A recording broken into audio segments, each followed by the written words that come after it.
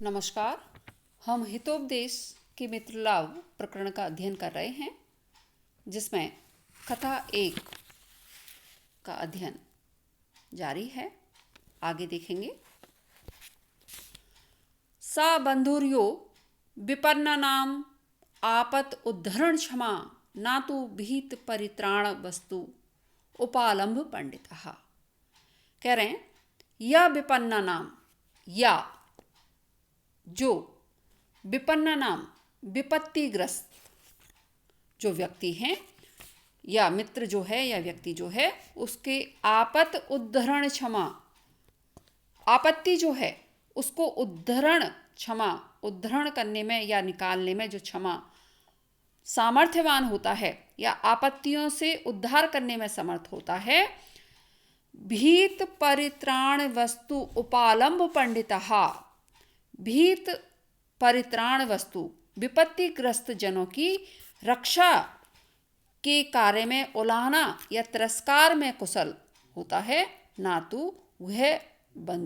तो सा बंधु, वह बंधु नहीं होता है। ये कह रहे हैं कि जो आपत्तिग्रस्त व्यक्ति हैं, ऐसे आपत्तिग्रस्त व्यक्तियों के उद्धार करने में जो समर्थ होता है वही क्या है, सा बंधु, वह क्या होता है, बंधु होता है या मित्र होता है।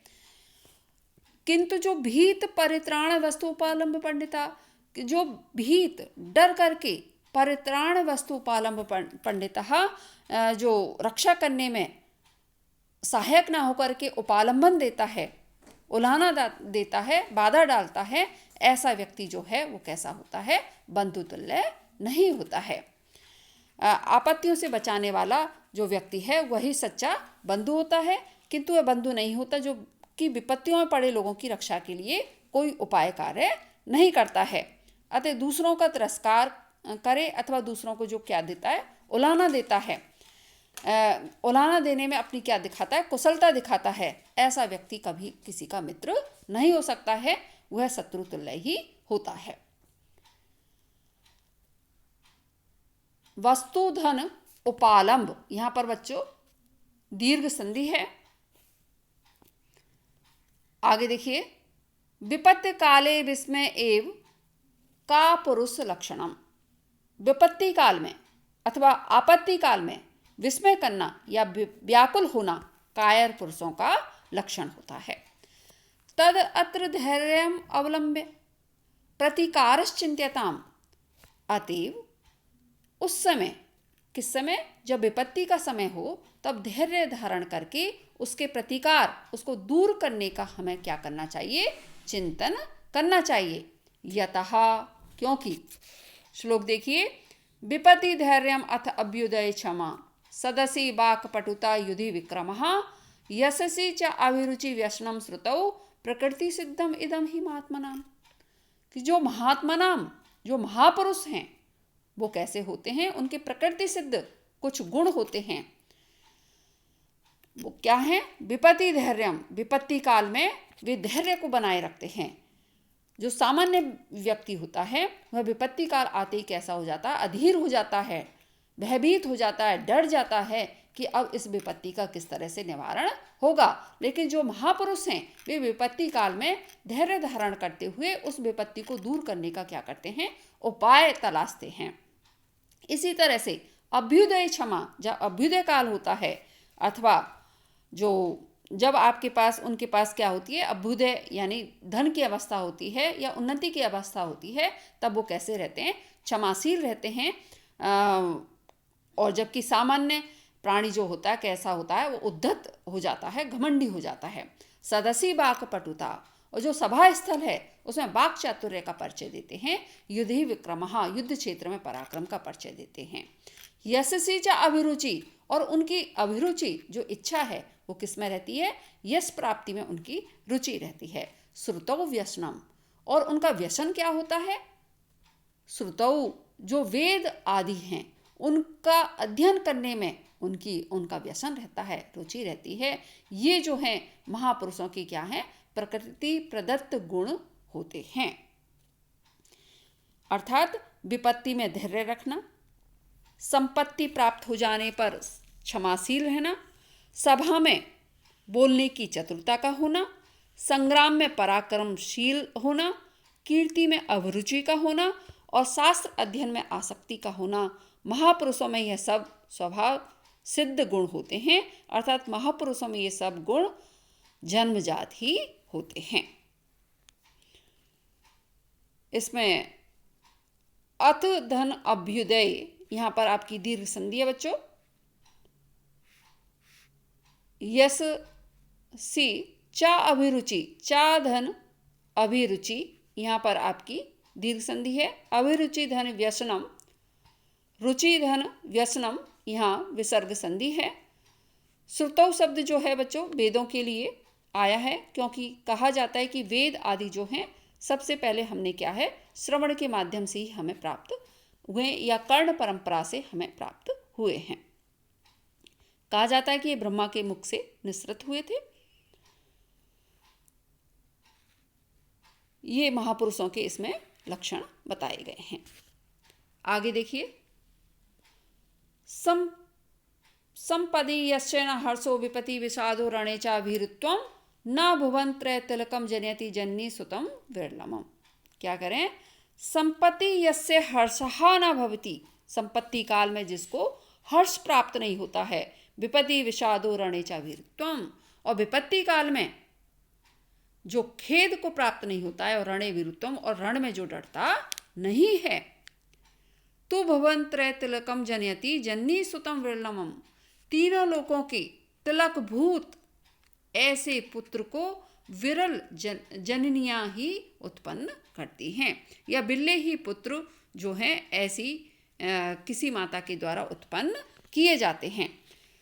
एक बार फिर से देखिए, संपत्ति यस्य न हर्षो, संपत्ति काल में जिसको हर्ष नहीं होता है, विपत्ति विषादो, और विपत्ति काल में जिसको विषाद या खेद की प्राप्ति नहीं होती है, रणे च भीरुत्वम, और रण क्षेत्र में अथवा युद्ध स्थल में जिसको भीरुत्वम डर उत्पन्न नहीं होता है, ऐसे भुवन त्रय तिलकम, तीनों लोगों के तिलक भूत अथवा श्रेष्ठ जो सुतम, जो सुत है, पुत्र जो है, उसको ऐसे विरल पुत्र को या श्रेष्ठ पुत्र को जननी जनयति, कोई माँ ही उत्पन्न करती है या बहुत कम माँ ही उत्पन्न करती हैं, अर्थात ऐसा पुत्र होना कैसा होता है, दुर्लभ भी होता है। इसमें बच्चों देखिए, विपत्ति विषादो, यहाँ पर आपका वा जो है उसकी आवृत्ति होने से क्या है, अनुप्रास अलंकार है। रणे शब्द में सप्तमी विभक्ति एक वचन का रूप है। इसी तरह से जा, जनयति, जननी, यहाँ पर ज जो है जकार उसकी आवृत्ति है, यहाँ पर भी आपका अनुप्रास अलंकार है। आगे देखिए,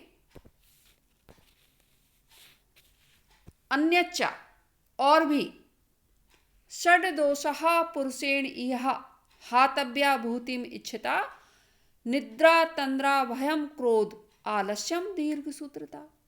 क्या कह रहे हैं? षड दोषा पुरुषेण इह भूतिम इच्छता, इह भूतिम इच्छता, इह यहाँ अथवा इस संसार में, भूतिम अर्थात कल्याण की इच्छता, इच्छा करने वाले जो व्यक्ति हैं या ऐश्वर्य की इच्छा करने वाले जो व्यक्ति हैं, उनको षड दोषा हातव्या, जो 6 दोष हैं उनको हातव्या छोड़ देना चाहिए या दूर कर देना चाहिए। वो 6 दोष कौन से हैं? निद्रा, नींद, तंद्रा अर्थात आलस्य, भयम अर्थात क्रोध, भयम अर्थात डर, क्रोध, आलस्यम आलस्य, और दीर्घ सूत्रता, किसी कार्य को बहुत धीरे धीरे करना। ये कह रहे हैं कि यदि कोई व्यक्ति इस संसार में क्या चाहता है, अपना कल्याण चाहता है, तो ऐसे कल्याण के चाहने वाले व्यक्ति को क्या करना चाहिए? ये 6 दोष बताए गए हैं। इन 6 दोषों को अपने जीवन से, अपनी दिनचर्या से अथवा अपने व्यवहार से क्या कर देना चाहिए? दूर कर देना चाहिए। वो 6 दोष कौन से हैं बच्चों? निद्रा अर्थात अधिक नींद लेना, तंद्रा आलस्य से युक्त होना, भयम डर जाना या हमेशा हर कार्य को करते हुए डर की अनुभूति करना। क्रोध, क्षण क्षण में क्रोध से उग्र हो जाना। आलस्यम, कार्य नहीं करना। दीर्घ सूत्रता और किसी कार्य को बहुत धीरे धीरे करना या उसमें बहुत देर लगाना। ये 6 ऐसे दोष हैं, यदि किसी व्यक्ति में हैं तो ऐसे व्यक्ति अपने लक्ष्य को बड़ी ही मुश्किल से प्राप्त करते हैं अथवा प्राप्त ही नहीं कर पाते हैं। इसलिए मनुष्य को यदि अपना क्या चाहिए, कल्याण चाहिए, तो इन 6 दोषों को उसे त्यागना होगा। इसमें संधि है, जैसे पुरुषेण इहा, यहाँ पर आपकी गुण संधि है। आ और ई जो है उसको क्या हुआ है, गुणादेश हुआ है। हातव्या, यहाँ तब्यत प्रत्यय है। आगे देखिए, इदानीम अपि एवं क्रियताम सर्वै एक चित्ती भूय जालम आदाय उड्डीयताम। कह रहे हैं इदानीम अपि, इस समय भी ऐसा करो कि सभी लोग एक चित्ती भूय, एक चित्त होकर के अथवा एक मत होकर के जालम आदाय उड्डीयताम, जाल को लेकर के उड़ चलते हैं। यतः, क्योंकि, ये कह रहे हैं, ये आपका इंपॉर्टेंट है बच्चों। अल्पानाम अपि वस्तुनाम सहति कार्य साधिका। अल्पानाम अपि, थोड़ी सी वस्तु जो हैं, तुच्छ वस्तु जो हैं, छोटी वस्तुएं जो हैं, जो कैसी हैं, निर्बल हैं, क्षुद्र हैं, ऐसी वस्तुएं अथवा व्यक्ति भी क्या होते हैं, सहति, यदि वो एकत्रित हो जाते हैं, इकट्ठे हो जाते हैं, तो कार्य साधिका, कार्य की सिद्धि हो जाती है। जैसे तृणहि गुणम आपन्नै बध्यन्ते मत्तदन्तिनः।